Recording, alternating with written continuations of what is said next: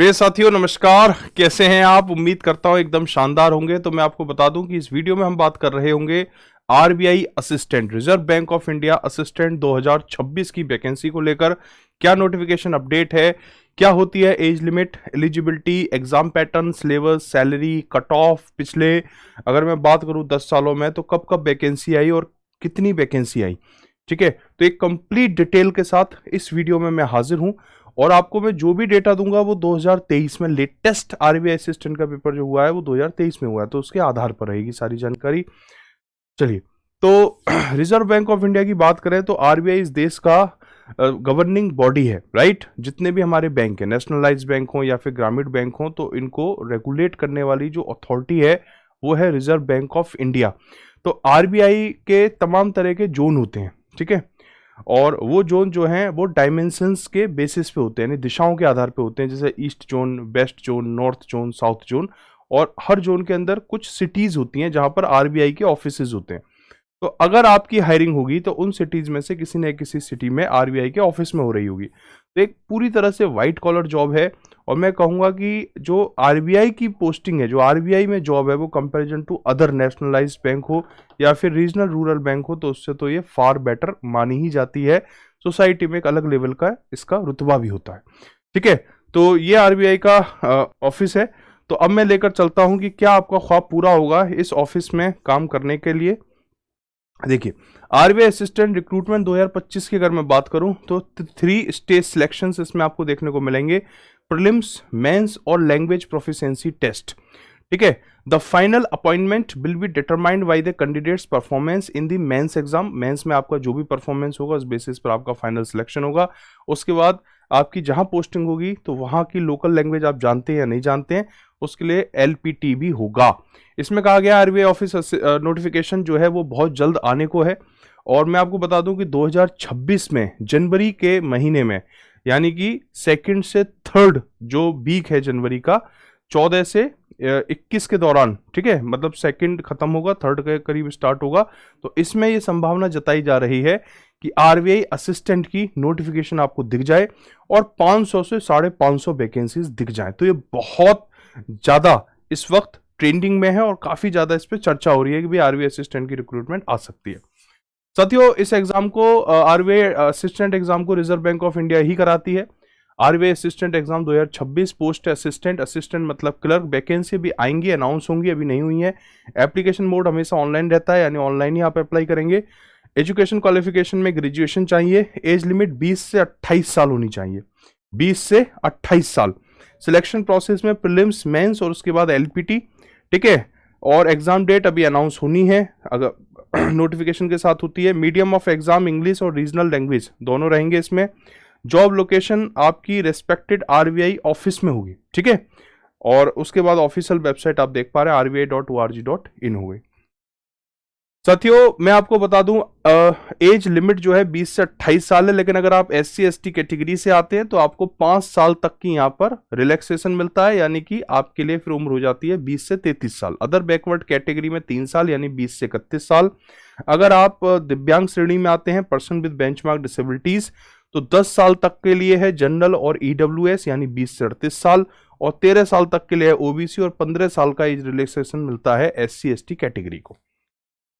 अब साथियों, बात करते हैं एजुकेशन क्वालिफिकेशन। जैसा कि मैंने आपको बताया कि मैं आपसे जो भी बातचीत कर रहा हूं वो बिल्कुल लेटेस्ट 2023 के नोटिफिकेशन के आधार पर कर रहा हूं, क्योंकि लास्ट एग्जाम 2023 में ही हुआ था इसका।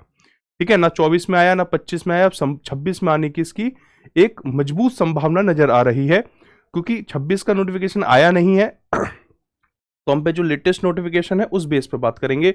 At least bachelors degree in any discipline, BA, BCom, BSc, BTech, BBA, BCA, कोई आपके पास डिग्री है अगर एक मान्यता प्राप्त विश्वविद्यालय से या संस्थान से, तो आप इस फॉर्म को अप्लाई कर सकते हैं। एटलीस्ट बैचलर डिग्री आपके पास होनी चाहिए और 50%, मिनिमम 50% मार्क्स आपके उसमें सिक्योर होने चाहिए। ग्रेजुएशन की डिग्री होनी चाहिए और आपके ग्रेजुएशन में 50% से आपका ग्रेजुएशन कम से कम 50% से पास होना चाहिए। ठीक है, pass class for SC ST PWD candidate in the aggregate and knowledge of word processing on PC। ठीक है, अगर आप जो है SC ST PWD से हैं तो आप पास हैं तो भी चीजें ठीक है। A candidate belonging to ex serviceman category ठीक है, तो should I either be graduate from a recognized university or should have passed the matriculation or its equivalent examination of the armed forces and rendered at least 15 years of defense service। 15 साल की आपकी जो है वो defence में service होनी चाहिए, ठीक है, या फिर आपके पास ग्रेजुएशन की डिग्री है। और ये स्पेशल केस है एक्स सर्विसमैन कैटेगरी को लेकर। साथियों, अब मैं आपको लेकर चलता हूं स्कीम ऑफ सिलेक्शन क्या होती है, ठीक है, यानी कि इसमें प्रीलिम्स और मेंस होगा। प्रीलिम्स जो है वो पूरी तरह से मल्टीपल चॉइस होगा, ऑनलाइन आपका पेपर होगा, ठीक है। English selection will be through prelims examination, main examination, language proficiency test. English language जो है वो 30 क्वेश्चंस पूछे जाएंगे 30 मार्क्स के लिए, टाइमिंग रहेगी 20 मिनट की। न्यूमेरिकल एबिलिटी में 35 सवाल 35 नंबर के लिए, टाइमिंग 20 मिनट की है। और रीजनिंग एबिलिटी में 35 सवाल 35 नंबर के, टाइमिंग 20 मिनट की है। जैसे एसबीआई क्लर्क में देखते हो आप, आईबीपीएस क्लर्क में देखते हो, उसी तरह के प्रीलिम्स का यहाँ पैटर्न है, यानी 100 सवाल 100 नंबर के लिए और 60 मिनट की यहाँ पर टाइमिंग मिलती है। जब आप प्रीलिम्स को क्वालिफाई करते हैं तब आप पहुंचते हैं मेंस में, जहां रीजनिंग, इंग्लिश, न्यूमेरिकल एबिलिटी यानी मैथ, जनरल अवेयरनेस और कंप्यूटर जैसे सब्जेक्ट को यहां पर शामिल किया जाता है। रीजनिंग की बात करूं तो 40 सवाल 40 नंबर के लिए 30 मिनट की टाइमिंग देते हैं, काफी टाइम है। इंग्लिश में 40 सवाल 40 नंबर 30 मिनट की टाइमिंग है।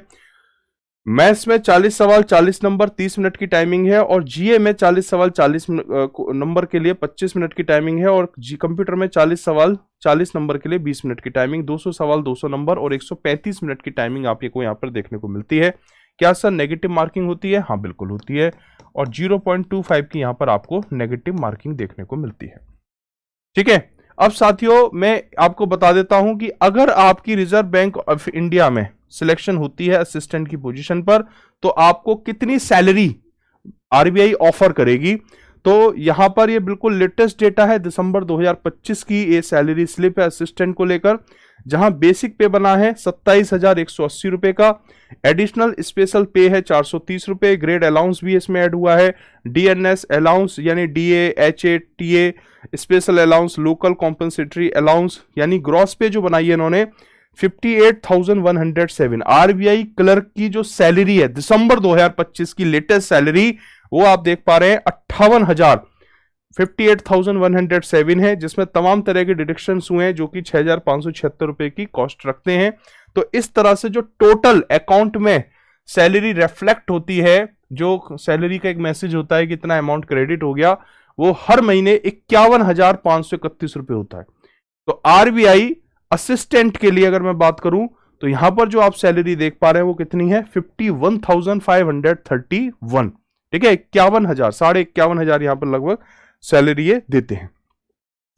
साथियों, मैंने जैसा आपको बताया था कि आरबीआई के तमाम तरह के जोन हैं, ईस्ट, वेस्ट, नॉर्थ और साउथ। तो ईस्ट जोन में कोलकाता आ जाता है, गंगटोक को इंक्लूड करते हुए, भुवनेश्वर, गुवाहाटी, ठीक है, इधर Patna including Ranchi. West zone में अहमदाबाद, भोपाल, मुंबई, और इसमें बेलापुर, पुणे, पणजी और नागपुर अलग से है। नॉर्थ जोन में आप देख रहे हैं चंडीगढ़, जयपुर, जम्मू, श्रीनगर, कानपुर और न्यू दिल्ली। साउथ जोन में बेंगलुरु, चेन्नई, हैदराबाद, तिरुवनंतपुरम इंक्लूडिंग कोची। तो ये आरबीआई के ऑफिसेज हैं जो 4 जोन में बटे हुए हैं। तो अगर आपकी पोस्टिंग होगी तो इन्हीं में से किसी एक शहर में आपको आरबीआई के ऑफिस में काम करने का मौका मिलेगा। अब आपका एक सवाल होगा कि सर फॉर्म को अगर हम अप्लाई करें तो क्या फीस रहती है। अगर आप आरबीआई स्टाफ से हैं तो कोई फीस नहीं है, निल है। अगर आप जनरल जैसे आरबीआई अटेंडेंट होते हैं, वो असिस्टेंट में कन्वर्ट होना चाहते हैं तो वो भी टेस्ट दे सकते हैं, तो उनके लिए कोई फीस नहीं है। जनरल, ओबीसी या ईडब्ल्यूएस की अगर मैं बात करूं तो 450 रुपए की फीस है और 18% जीएसटी प्लस रहेगा इसमें। एससी, एसटी, पीडब्ल्यूडी या एक्स सर्विस मैन के लिए साथियों 50 रुपए की फीस है, only 50 rupee. And general, OBC, WS में जो फीस है वो 450 रुपए है, ठीक है, बैंक ट्रांजेक्शन के थ्रू, यानी ऑनलाइन आप पेमेंट करेंगे। साथियों, अब मैं आपको लेकर चलता हूं कि आरबीआई असिस्टेंट वैकेंसी का ट्रेंड क्या रहा है।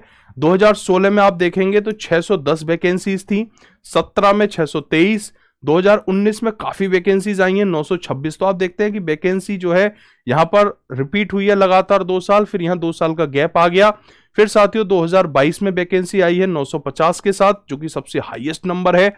2023 में आप देख रहे हैं वैकेंसी 450, और अब 2026 में यह कयास लगाया जा रहा है, क्योंकि आप पैटर्न देखें कि यहां पर आपको 2 का गैप है, यहां पर 3 का गैप है, यहां पर 1 का गैप है, यहां पर 1 का गैप है। तो अब देखिए कि ज्यादा ये गैप रखते नहीं है, ठीक है। अगर आप पिछले 6 वैकेंसीज 5 वैकेंसीज को देखें तो आपको गैप ज्यादा दिखता नहीं है, 1 2 3 यानी 3 साल मैक्सिमम गैप है। तो अब वो मैक्सिमम जो 3 साल है वो पूरे हो चुके हैं, तो बहुत संभावना है कि 2026 में वैकेंसी आ जाए, क्योंकि पिछले 2023 से लगातार भाई लोगों की तो जो उनके अपने वक्त पूरा हो रहा है, जिनका अपना टेन्योर कंप्लीट हो रहा है, वो तो रिटायर हो ही रहे ना, तो वैकेंसी तो क्रिएट हो ही रही है। तो 2026 में मोस्ट पॉसिबिलिटी है वैकेंसी आए, और इस बार जो आंकड़ा बताया जा रहा है वो 500 से 550 है, 500 to 550 ये प्रोडिक्शन है लोगों की। साथियों अब मैं आपको लेकर चलता हूं सिलेबस की। तो आपको पता है कि भाई 5 सब्जेक्ट पूछे जाते हैं। तो रीजनिंग में आपका डायरेक्शन हो गया, arrangement, puzzles, coding decoding, logical reasoning, input output, sufficiency, order, ranking, जाने पहचाने टॉपिक है जो आईबीपीएस और एसबीआई में आप देखते हैं। फॉन्ट में अगर चले जाएं तो ratio, CI SI, percentage, profit loss, discount, average, DI, ये सब कंप्यूटर में भी वही सारे टॉपिक हैं। ठीक है, आप इसका स्क्रीनशॉट भी ले सकते हैं, नोट कर सकते हैं इसको।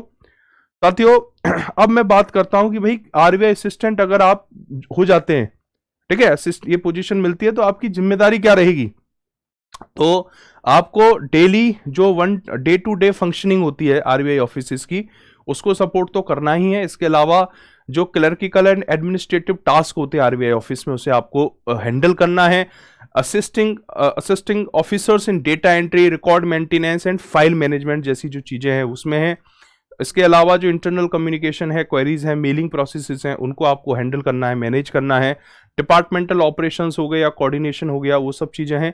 Smooth execution of office procedure and reporting task, यानी कि बैंक के अंदर जो एक देखिए आरबीआई में ट्रांजेक्शन्स तो होते नहीं है कि भाई आप आरबीआई में खाता खुलवा के वहां पैसा जमा करें, है ना, पब्लिक वहां पर ट्रांजेक्शन नहीं होते। तो आरबीआई के अंदर इंटरनल ऑपरेशंस होते हैं, तो आपको पब्लिक डीलिंग यहां पर नहीं रहेगी, जो इंटरनल ऑपरेशंस हैं वो आप हैंडल कर रहे होंगे।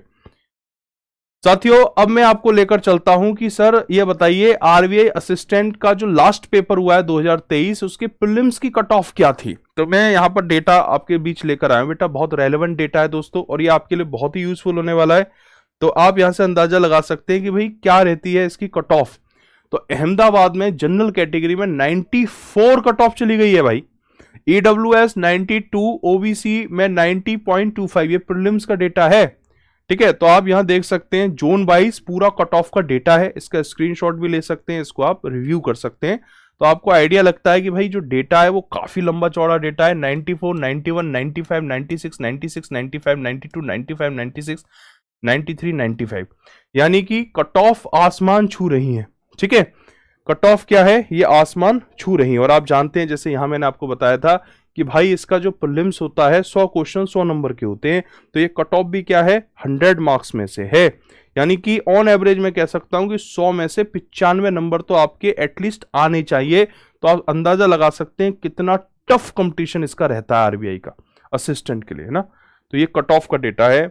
साथियों अब मैं बात करता हूं मेंस की कट ऑफ। तो ये मेंस का डेटा है कट ऑफ का, आप देख पा रहे हैं। ठीक है, जोन वाइज है, मेंस का जो एग्जाम है वो इतने जोन्स में 2023 में रहा है।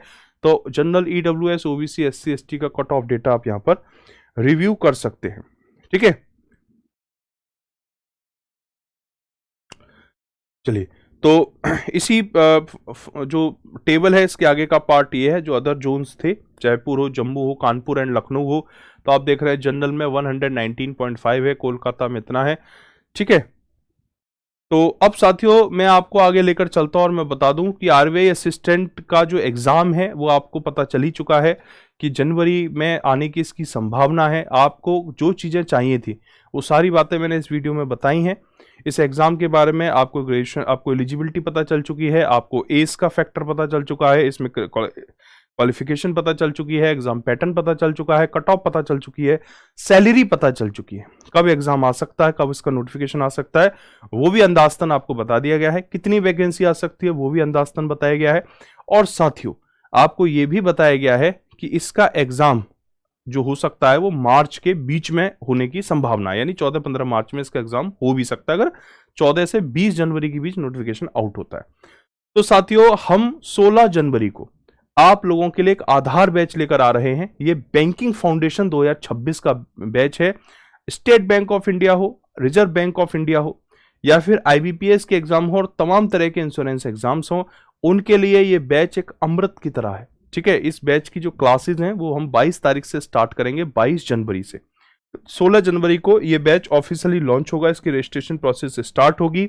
आधार बैच है, फाउंडेशन बैच है, मैथ, रीजनिंग, इंग्लिश, जीए जैसे सब्जेक्ट में आपकी मजबूत कमांड बनाने के लिए बिल्कुल बेसिक से चलेंगे और 6 महीने की इसमें क्लासेस रहती हैं।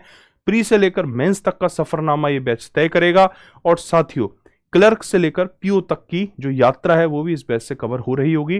तो जरूर जुड़िएगा इस बैच से आप। ये बैच आएगा 16 जनवरी को। इस वीडियो में इतना ही। आपके अगर कोई क्वेरीज हैं, कोई सवाल हैं तो जरूर आप कमेंट सेक्शन में बताइए।